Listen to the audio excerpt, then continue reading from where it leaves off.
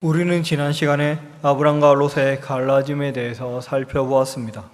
그리하여 그때 그 사람 사이에 뭔가 문제가 있음을 성경 말씀을 통해서 알 수 있었습니다.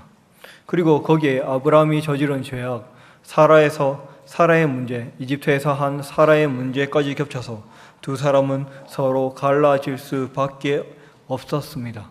그리고 아브람은 그에 대해서 아무런 말도 하지 못하였고 그의 입은 닫혔고 그의 마음은 막혀버렸음을 또한 우리는 볼 수 있었습니다. 우르와 하란에서부터 삼촌과 조카, 가족으로 지내온 두 사람은 너무나 쉽게 갈라져 버렸습니다. 그것도 서로에 대한 좋은 마음이 아니라 다시 볼 수 있을지 잘 모르는 그런 찝찝한 마음을 품은 채 말입니다. 하지만 오늘 본문에서는 그런 아브람은 자신의 조카 롯을 위해서 뭔가 많은 것을 거는 모습이 나옵니다. 아브람은 그를 위해서 큰 대가를 지불해야 했습니다. 오늘 본문을 함께 살펴보며 다시 한번 우리의 죄를 돌아보며 또한 우리가 대가를 지불하는 것과 하나님께서 하시는 것 그리고 예수 그리스도의 은혜와 그 모든 것을 함께 살펴보며 함께 은혜를 나눌 수 있는 시간이 되기를 소망합니다. 아브람은 롯과 헤어졌습니다. 서로 갈라져서 잘 살고 있다 생각했습니다. 그런데 이런 롯에게 정말 큰일이 벌어졌습니다. 바로 전쟁이 일어난 것입니다.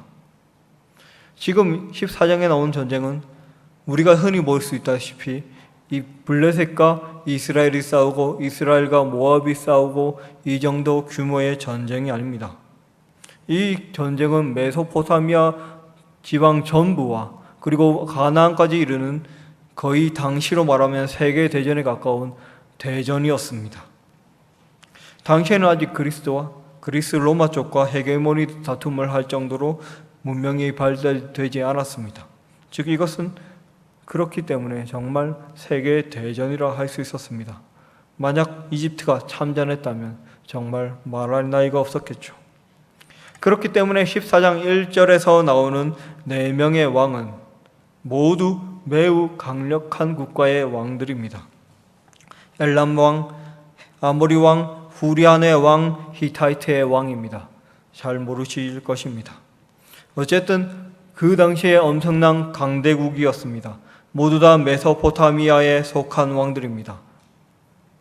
이 중 고임 왕이라고 표현된 고임이란 지명 자체는 어떠한 나라를 가리키기보다는 나라들을 가리키는 표현입니다. 고임이란 말 자체가 단어의 뜻 자체가 나라들이란 뜻입니다. 고임 왕이란 것은 나라들의 왕이란 소리죠. 그렇다는 것은 이 국가의 규모를 추정해 볼 수 있는 여건이 됩니다. 시날은 현재 이라크의 바그다드에서 쿠웨이트까지 세력을 떨친 것으로 추정됩니다. 엘람은 현재 이란의 사리즈 근처에서 맹위를 펼친 국가입니다. 엘라살과 고임은 이라크 북부와 터키 남부, 시리아 일부에서 자신의 세력을 일으킨 세력으로 추정됩니다. 그리고 이 부분은 다 메소포타미아 지방입니다. 티그리스 강과 유브라데 강이 있는 정말 매우 비옥하고 아주 풍족한 지역입니다. 그렇기 때문에 아주 강력한 나라들입니다. 이 네 나라는 하나하나로서도 강대국인데 이 네 나라가 연합하여 가나안을 치러 오고 있습니다. 그렇기 때문에 현재 가장 널리 인정받고 있는 주석에서는 이 네 나라를 거대한이라고 표현하고 그리고 그에 맞서는 5 가나안 왕을 하찮은이라고 표현하고 있습니다. 그만큼 국력의 차이가 엄청났기 때문입니다. 그렇다면 왜 이런 전쟁이 벌어졌을까요? 보통 국력의 차이가 이 정도로 난다면 전쟁이란 일어나지 않을 것입니다. 그에 대해서 성경은 침묵을 지키고 있기 때문에 우리는 이에 대해 추정해 볼 수밖에 없습니다. 하지만 추정해 볼 만한 근거는 몇 가지가 있습니다. 가장 먼저 가나안은 그 당시부터 시작해서 그리고 로마 시대, 즉 예수님의 신약 시대까지 육지의 달이라고 불리는 지역이었습니다. 한마디로 메소포타미아 지방과 이집트를 연결하는 유일한 통로였습니다. 우리가 모두 다 가나안, 이스라엘의 지형을 알고 있을 테니 머리에 떠올려 보시기 바랍니다. 그 동쪽에는 무엇이 있습니까? 사막입니다. 사람이 살 수 없습니다. 즉 메소포타미아의 지방의 상인들이 이집트와 교역을 하기 위해서는 이집트라는 큰 나라, 그리고 더 나아가 아프리카라는 나라들과 아프리카 대륙의 나라들과 교류를 하기 위해서는 그 가나안 지역을 지나야 했습니다. 그래서 가나안 지역은 예로부터 왕의 대로를 비롯한 수많은 길들이 있었습니다. 그리고 가나안이라는 지명 자체도 이에 관련되어 있습니다. 가나안은 원래 비단을 뜻하는 말입니다. 그 지역의 특산물인 비단이 아예 가나안이라는 지역 명칭이 된 케이스입니다. 그 정도로 옛날부터 무역이 발달한 지역이 바로 가나안 지역입니다. 그렇기 때문에 항상 메소포타미아에서 일어난 세력이나 아니면 이집트는 이 가나안을 정벌하는 것, 가나안을 자신의 손아귀에 넣고 다스리는데 매우 신경을 많이 썼습니다. 그 무역로를 누가 차지하느냐에 따라서 그 중동의 패권을 누가 쥐느냐가 달려 있었기 때문입니다. 그렇기 때문에 아수르가 북이스라엘을 치고 바벨론이 남유다를 친 것 역시도 결국 이러한 정황과 연관된 것입니다. 남유다와 북이스라엘은 그 패권 다툼의 한복판에서 희생양으로서 희생된 것입니다. 물론 그 본질은 그렇기 때문에 가나안은 철저히 하나님만을 의지해야 되는 땅이었습니다. 언제 어디서 강대국이 와서 칠지 모르는 땅이었기 때문입니다. 물론 실제로 다스려지지는 않았지만 조공국으로서 조공을 바쳤습니다. 우리나라 역사를 살펴보면 알겠지만 원나라 때, 고려 때 원나라에 바치는 조공이 너무 커서 수많은 문제가 일어난 것을 우리는 모두 다 배워서 알고 있을 것입니다. 이와 마찬가지로 예부터 가나안 지역을 억누르기 위해서 수많은 엄청난 조공을 바쳐야 했고, 이에 관련돼서 가나안의 5 왕들이 반기를 들고 반역한 것으로 추정되고 있습니다. 문제는 당시 소돔에 살고 있던 롯은 자연스럽게 전쟁의 피해자가 되었다는 점입니다. 또한 롯은 소돔에서 이방인입니다. 시기가 얼마나 지났는지, 정착 이후 얼마나 지났는지 알 수 없지만 그럼에도 불구하고 이방인은 이방인입니다. 그것도 좀 다른 민족으로 보이는 이방인입니다. 그 상태에서 전쟁에 당장 패배 있는 상황, 그리고 이방인이 끌려갔고 이방인의 재산이 빼앗긴 상황을 누가 돌아보겠습니까? 소돔 왕이 만약에 구원을 청한다고 할지라도 롯을 구원해 주겠습니까? 롯을 소위 말해서 몸값을 주고 구출해 오겠습니까? 당연히 그렇지는 않겠죠. 롯은 모든 것을 다 뺏기고 죽을 수밖에 없는 비참한 결말만이 남겨져 있는 상황이었습니다. 그 누구도 이 강대한 내 왕의 손아귀에서 롯을 빼앗아 올 수 없었습니다. 그런데 한 도망쳐온 자가 아브라함에게 이 사실을 알립니다. 그리고 아브라함은 자신의 사람들과 자신의 동맹들을 소집하여 군대를 일으킵니다. 그리고 그 숫자는 오늘 본문에서 읽은 것처럼 318명입니다. 318명입니다. 많습니까? 네, 배경을 모르면 와, 많네라고 하겠죠. 하지만 열왕기하에서 아수르의 사내립이 유대를 침공했을 때 병력이 몇 만이었습니까? 그래하여서 하나님을 모욕했다가 죽은 자가 몇 명이었습니까? 18만 5천 명이었습니다. 이때가 기원전 약 700년 경이라 하니, 그리고 아브라함 때는 기원전 2100년이니 1400년의 시간 차가 있습니다. 그렇다면 이걸 생각해 보면 10만 명, 몇만 명까지는 되지 않아도 최소한 1, 2만 명 이상은 되었을 것으로 추정이 됩니다. 이 정도는 당연한 상식이라 생각합니다. 그리고 전쟁으로 전투 위에 병력이 상했다 하더라도 수천 명 이상의 전투가 가능한 병력이 있었을 것입니다. 그렇다면 대충 우리가 상상해 볼 수 있습니다. 수천 대 300입니다. 네, 이제 아브라함의 지금 현재 상황이 이해가 가십니까? 수천 대 300의 싸움을 싸우러 아브라함은 일어섰습니다. 말이 되겠습니까? 이게 현실이면 우리는 그 300명 편에 서겠습니까? 하지만 아브라함은 일어났습니다.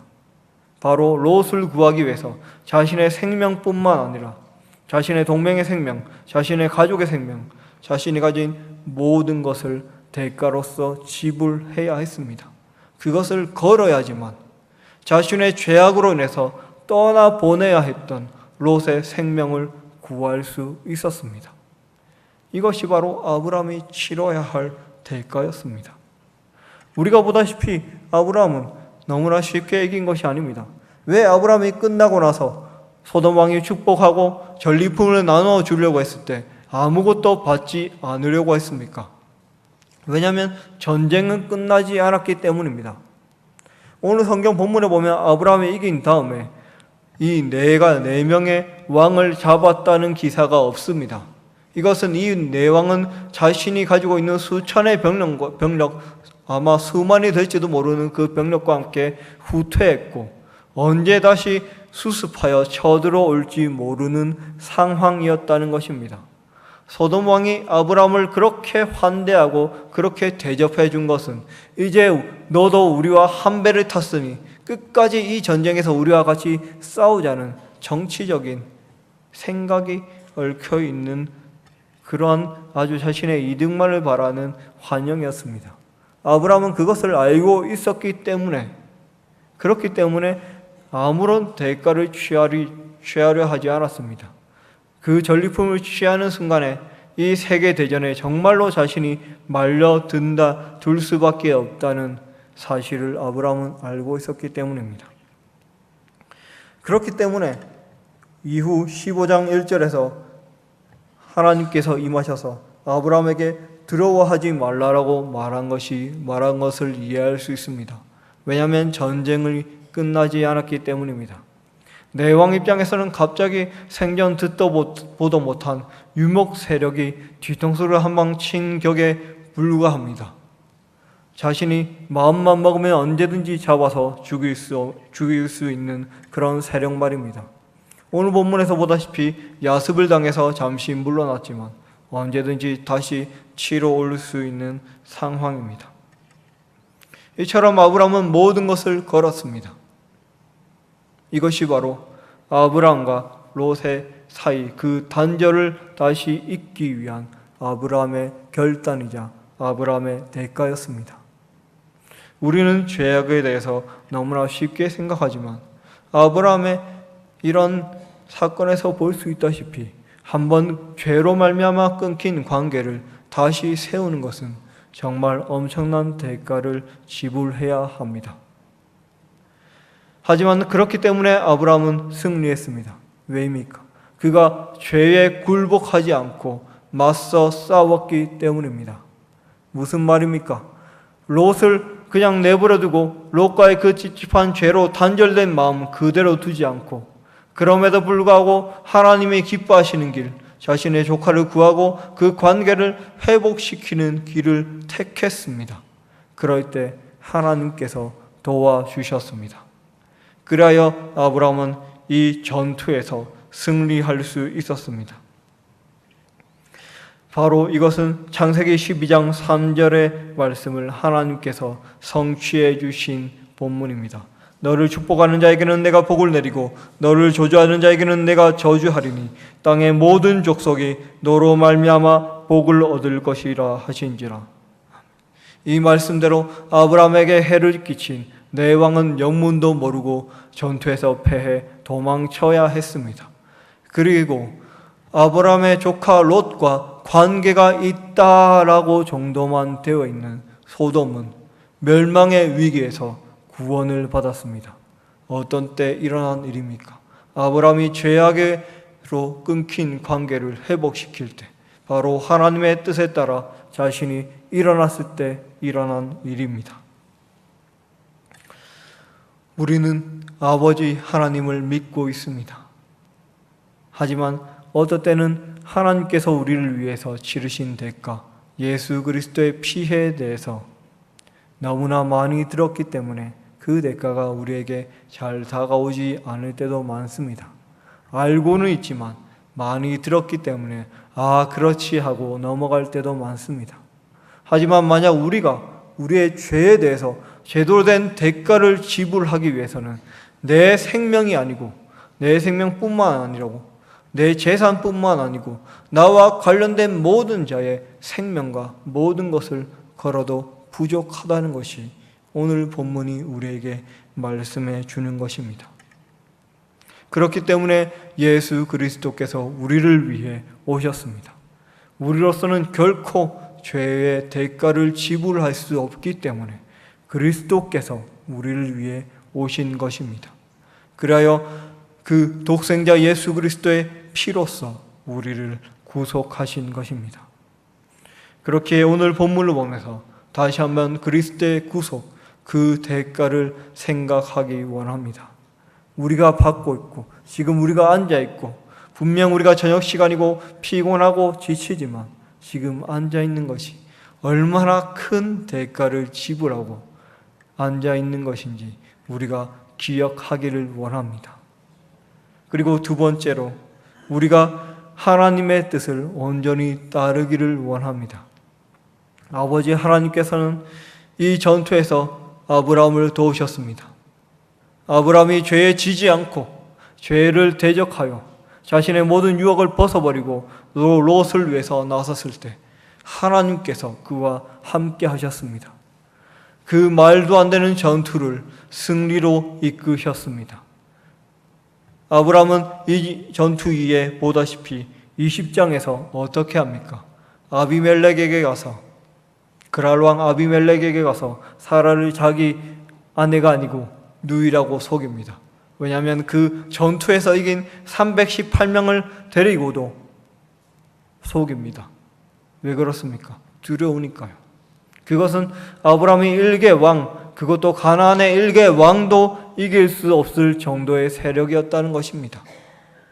아브라함은 지금은 용기를 내었지만 그때는 다시 한번 넘어질 수밖에 없었습니다. 그와 마찬가지입니다. 우리도 온전히 하나님께 드려질 수는 없습니다. 하지만 우리가 하나님께 용기를 내요 하나님의 뜻대로 나아갈 때 아브라함에게 일으켜 주셨던 기적을 하나님께서는 우리에게 또한 베푸실 것입니다.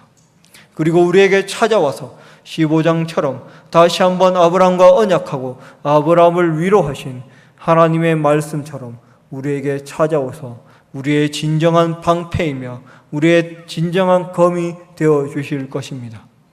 우리는 하나님을 어떻게 여기고 있습니까? 하나님이 우리의 주님이십니까? 그렇다면 왜 하나님께 의지하지 않습니까? 아브라함은 그렇게 전쟁이에요, 전투이에요 두려워했을 때 자신의 주인인 하나님을 찾았습니다. 우리는 하나님을 찾고 있습니까? 우리가 하나님을 찾기 원합니다.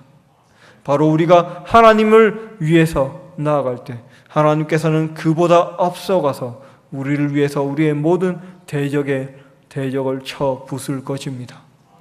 우리의 현실이 두렵습니까? 아브라함의 현실만큼 두렵습니까? 318명으로 수천 명, 수만의 적을 상대해야 할 정도로 두렵습니까? 하지만 아브라함이 결단하고 나아갔을 때 아브라함은 하나님의 구원을 보았습니다. 우리가 이런 하나님의 구원을 보기 원합니다. 우리 속에 있는 예수 그리스도라는 이 대가가 이 세상 전부보다 큼을 우리가 믿기 원합니다. 그리하여 이 세상보다 크신 그리스도를 우리의 능력으로 삼아 그리고 하나님 아버지를 정말 우리가 드린 찬양처럼 나의 방패 삼아서 나의 검 삼아 나의 피난처 삼아서 항상 주와 함께 동행하고 주님의 뜻에 따라서 세상을 이겨나갈 수 있는 우리 모두가 되기를 소원합니다. 기도하겠습니다. 아버지 하나님 감사합니다. 오늘도 우리와 함께하여 주시고